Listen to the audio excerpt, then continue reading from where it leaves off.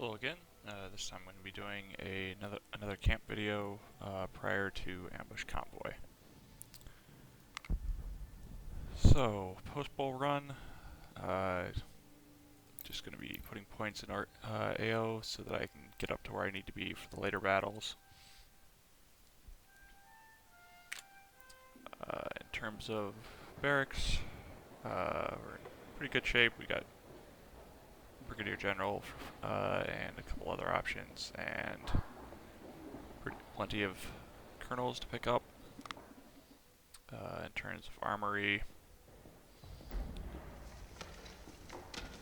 could be better, but we have around 1,000, so I can equip 2 new units with that, and we'll be picking up more of the Lorenzes through the reputation buy.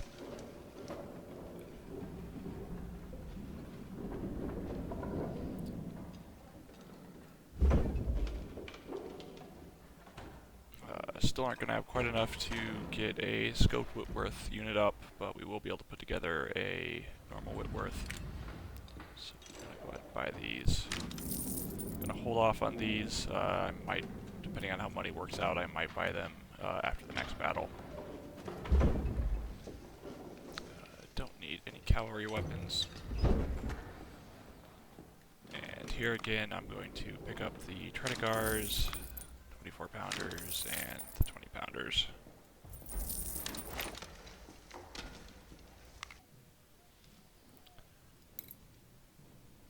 Okay, so these guys are going to stay melee cav.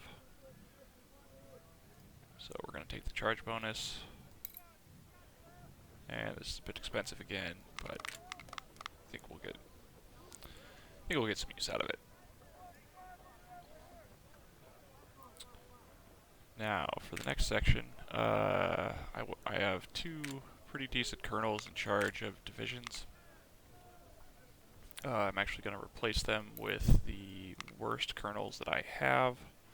Sir, yes, sir! Yes, sir.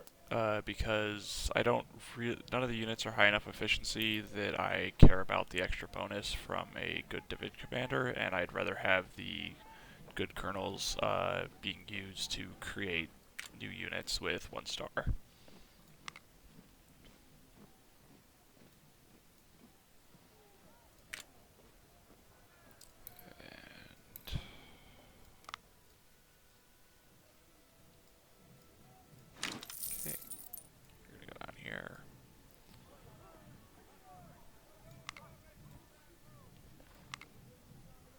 Yes, sir.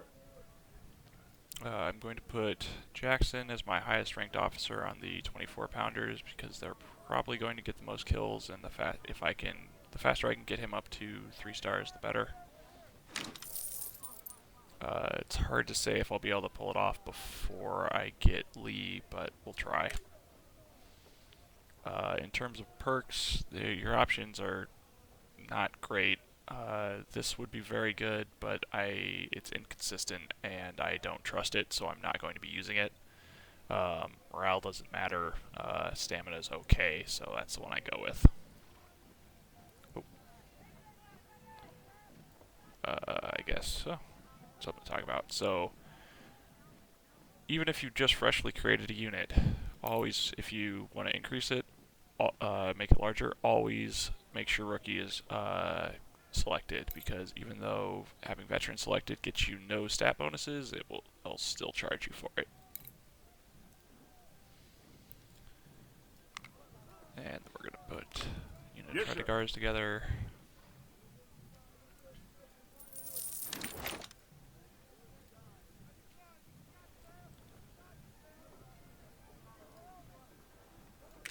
Our sniper unit together.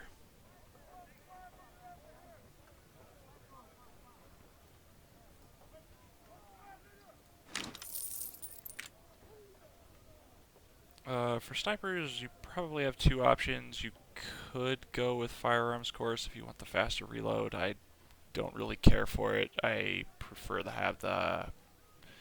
I will always usually go for slower reload rate and more overall damage from accuracy. I'd prefer the individual volleys to hit harder rather than being more frequent. So I always take endurance course on these, especially with the speed bonus working now. You know, you don't need it very often, but when you want to get snipers out of the way of something, you want to be moving. So definitely my preference there. Let's see. Next, so I'm gonna end up taking both rifles. Well, technically, like if I had the option to take money, I think cash is actually more efficient than most of the rifle choices, but it's not an option. I don't care about recruits, and in this case, it's 9 points for effectively $40,000 worth of guns. So I pretty frequently always take these. I won't be taking the Napoleons. I don't need them. Well, probably not. We'll see how we end up. So my best units are getting the Lorenzes.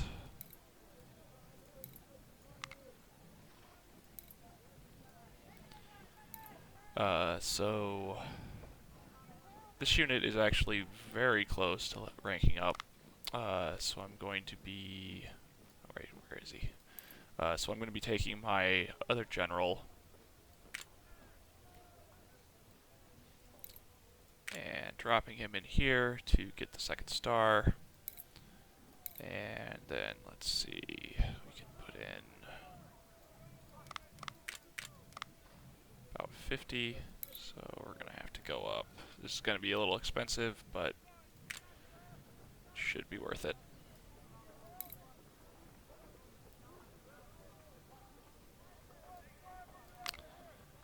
For the second perk, all these are actually not bad.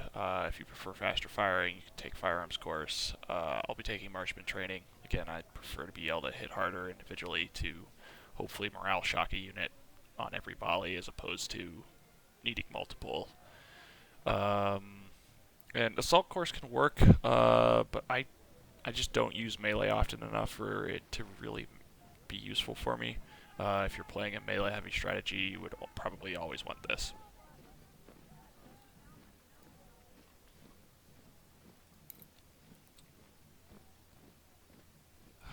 In this case, it would be pretty expensive, so I'm not, and I wouldn't be able to keep the star anyways, so we're still a little ways off. So I'm just gonna put about 5K in. Sir, yes, sir! And fill the rest with rookies.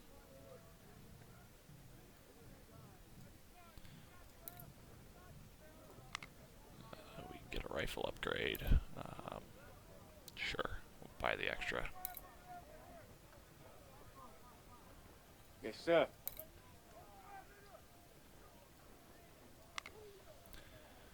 I guess something you can do, I don't always bother, so what you can see is these stats start going down as you drag over.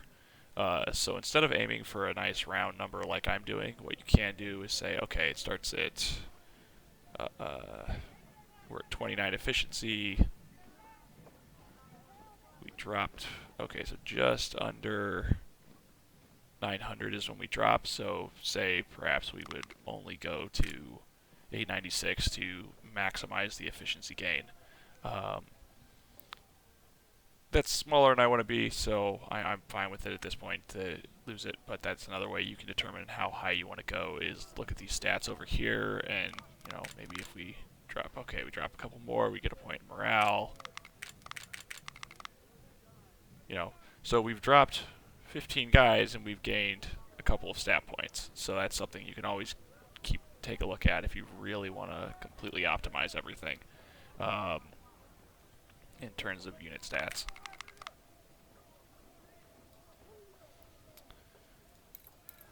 Okay, so next we're going to put a couple more infantry brigades together. We've got colonels. I don't want to buy more Lorenzes. No, it's pretty expensive. I think I might have the money, but don't need it. Mississippis are fine for what we're going to be doing.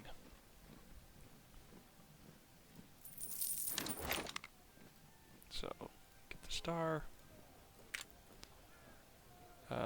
Palmettos are getting into not great territory, but while they're not good, they're good enough to have a unit on the field and taking up presence and inflict some damage and soak up some fire, which is most of what I'm going to be doing with these guys. So they're free rifles, even if they're not great, they'll be good enough. I guess before I do that, I want to double check if there's anywhere else I can snag another officer from.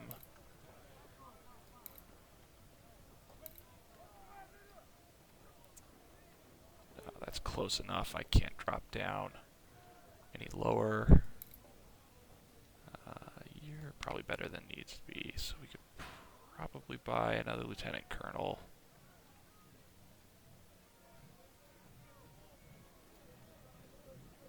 Yeah, so what'll happen here is officers don't, while units gain XP during a battle, and you'll see these stats start to go up, mid-battle you can tell from the light gray the bonuses they're getting. The light gray here is from the perks that I have selected. But so as this unit gets kills, the efficiency is going to go up, which means eventually the efficiency, well, as soon as we gain a point, the efficiency is going to be higher than the command of the officer. That'll be a small penalty, but it's not enough that I am concerned about it. And then after the battle, the officer's command is going to go up based on a percentage of how much the stats increased. So then this officer will almost certainly be able to command this unit at full efficiency again. I guess this part doesn't really come up unless you're playing in a modded game with lower experience rates, but say this melee stat is basically maxed out, I can keep gaining a bit more experience until the dark gray bar pushes the light gray bar off the top. But at that point, I can't actually increase the stat anymore, which means the officer in charge of this unit is not going to gain experience for the increase in this stat. I'll only be able to gain experience for these other ones. This can come up more with something like artillery, where you're going to max out your firearms pretty quick. Your efficiency is going to go up. Your morale is naturally going to go up from time. Stamina will be a little slower because of because you're just not moving them around a whole lot, and melee is hopefully never going to go up. So sometimes, like once these units can get maxed out, you really actually won't be leveling up an officer terribly quickly once the stats are close to full. Or I guess, well, once they're full, then the slowdown starts. So where were we? I think we were, okay, replace the officer here. So now we have another colonel, which I think will be good enough to get us the star. Yeah, it's just barely good. And then we'll make one more unit with Springfields. Again, not good weapons, but good enough.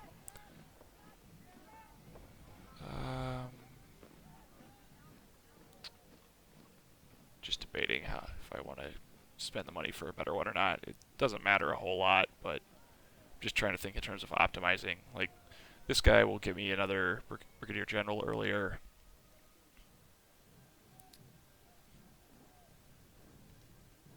Sure, why not? Doesn't matter. We'll just go with this.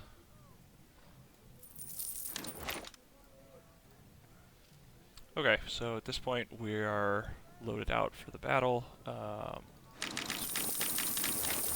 Top this off, because so now that this is full, any battle that isn't a multi-day battle, you can use all this amount and it will refill for free at the end of the battle. You only have to be careful with stuff like Gettysburg or Chickamauga or something like that, where that's those multi-day phases are the only time where you actually have to pay to restock your supply. Let's see, since we have some extra money left, guess, do we buy everything up? Guess we can go ahead and get these. Okay, so we're all set. The last time they got weapons, that's fine. Fresh recruits. Okay, so we're still pretty low. This is probably still a little high since we failed to wipe out the unit a couple of times, but still well within decent margins.